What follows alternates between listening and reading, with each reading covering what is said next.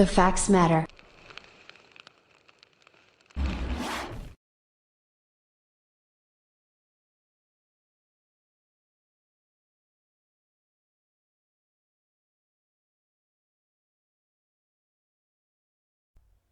Good morning, everyone. Virgo here. It is January 9th, 2021, and I'm picking up where I left off at incident at the U.S. Capitol. This is on Lonnie, Coffman. For those of you that have not already seen the first episode of Incident at the U.S. Capitol, it was just put up this evening, and it is on Richard Barnett. This will be put in a playlist when it's completed for those of you that would like to go back and reference it later. Something wrong when security guards in their suits ran in and grabbed Nancy off the dais and leadership and Republican leaders and said, "We've got to go."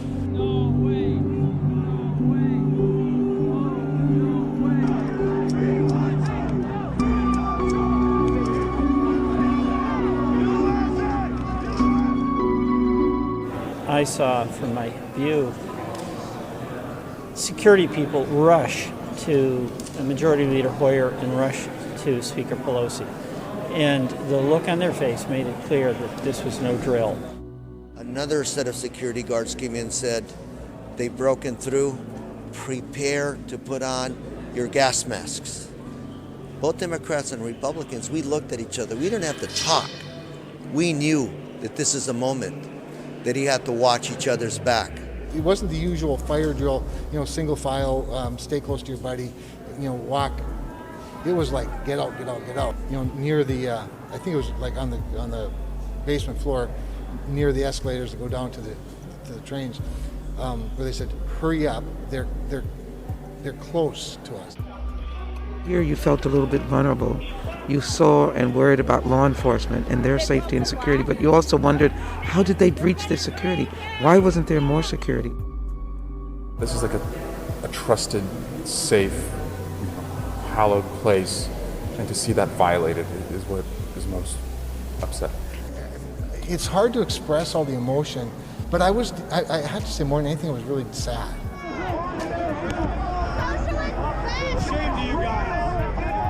Yesterday, Capitol Police released a list of those arrested in connection with the Capitol breach. Reporters were told Lonnie Zoffman from Falkville was arrested. They have since corrected that information, and Lonnie's correct last name is Coffman. And we actually have new information on Coffman tonight. Today, the Department of Justice announced he is one of 13 people being charged in federal court following the riot. Investigators say he had 11 Molotov cocktail explosives and guns in his car. He was also charged with carrying a gun without a license and having an unregistered gun. His detention hearing is scheduled for Tuesday. This morning, we're putting more pieces together in the puzzle that was the Capitol riots. We know multiple North Alabama residents were there. An Athens man was among the 4 who died Wednesday. Dozens of others were arrested, including one Falkville man. And that is where we begin our coverage this morning. Lonnie Coffman faces 3 firearms charges, and we wanted to know how his arrest in D.C. translates here in North Alabama. So let's bring in now WAAY 31's Ashley Carter. She joins us now live with more on this situation. And Ashley, Coffman could end up facing charges here in Alabama too, right?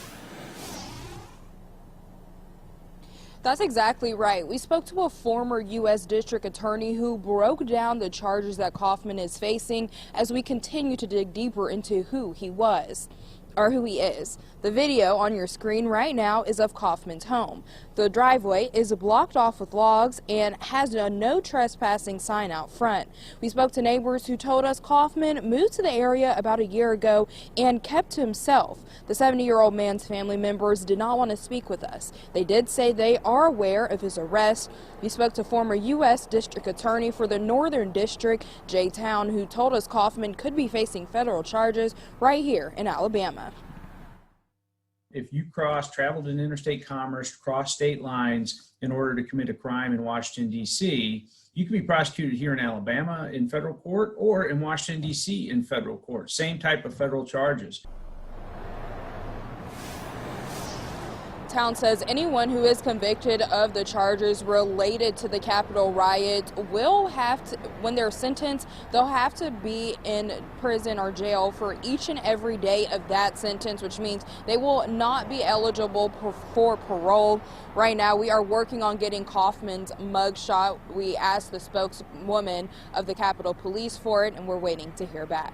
Live in Huntsville, Ashley Carter, Way 31 News.